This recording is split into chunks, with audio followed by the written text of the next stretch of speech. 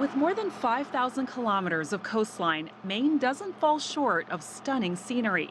The views matched only by the state's other big attraction.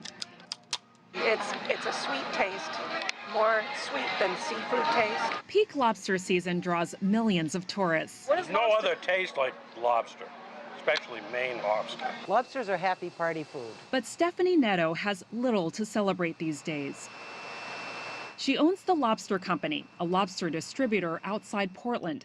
Netto used to do half her business in China. That weighs in at about 900,000 kilograms of lobster every year. And now?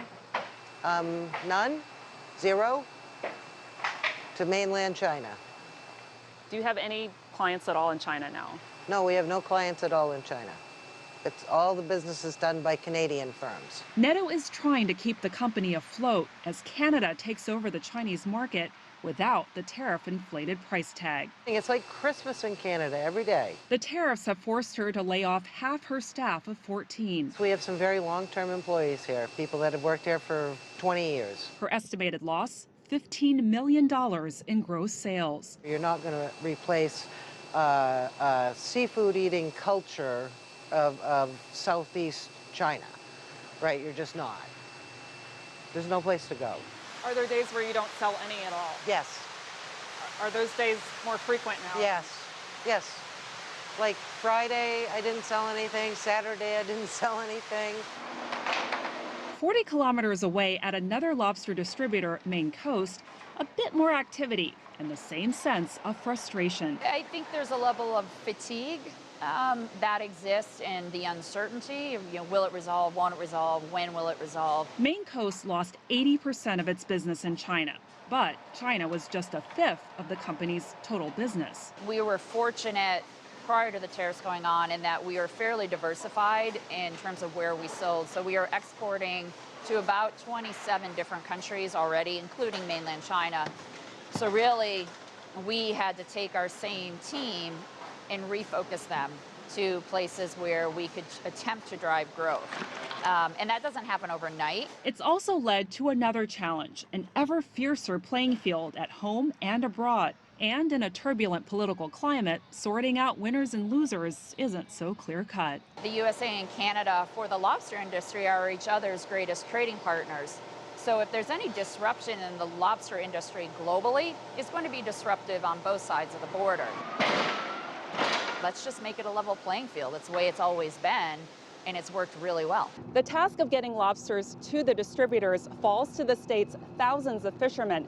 The tariffs aren't having much impact on them yet, but they do represent another challenge to the struggles they're already dealing with. I love not knowing what's going to come up in the trap, or just being excited about catching a bigger one or anything like that. I think is always fun, but at the same time, there's uncertainty about what's the price going to be, or how many lobsters are going to be around, what kind of year are we going to have.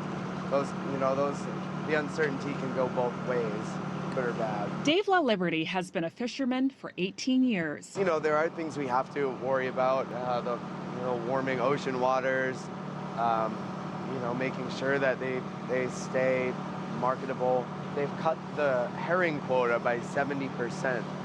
And last year we used all the herring they caught for bait.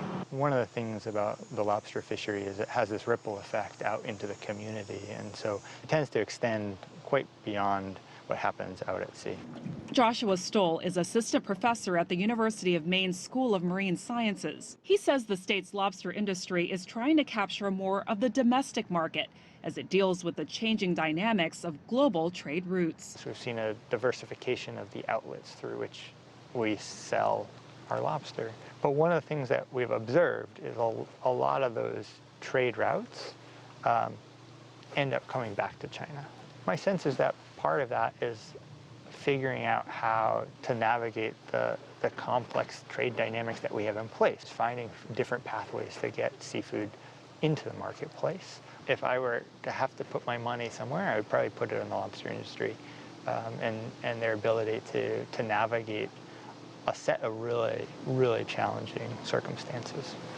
Stephanie Netto isn't so sure. She's been in deep in the lobster field. 29 years. That's a long time. It's a long time, yes. How much longer?